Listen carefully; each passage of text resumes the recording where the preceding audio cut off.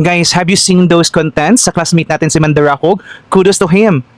Lately, lumabas yung mga contents niya, yung mga reels niya, lalo na sa Blue App. Yung mga corruption sa Ilocos, yung mga flood control issues sa Ilocos. Ngayon, Vince Dizon, where na you?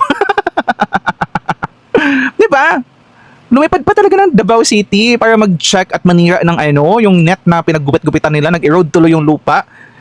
Tapos ang daming kuda sa Davao City, pero sa Ilocos, na sobrang visible ang corruption, mga sira na tulay, flood control, daan rin, nagbulag-bulaga ng putang ina.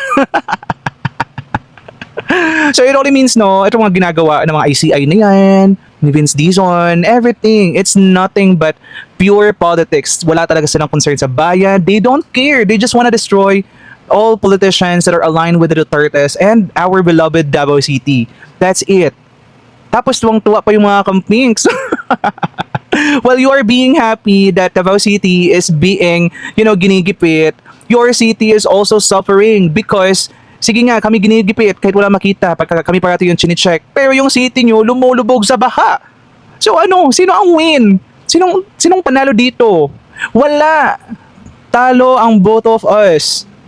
Dahil habang tuwang-tuwa kayo, tawang-tawa kayo sa panggigipit sa mga Duterte, yung syudad nyo, nilulubog ng baha every time na uulan at babagyo. Talo ang Pilipino dito. I hope you will realize that at maging matured kayo. Maging mature kayo mag-isip. Diba? Hindi yung puro politics na lang, politika ng lahat. Para talaga kayo sa bayan, you will be fair. Ganun. Kasi kami mga Duterte supporters, fair kami.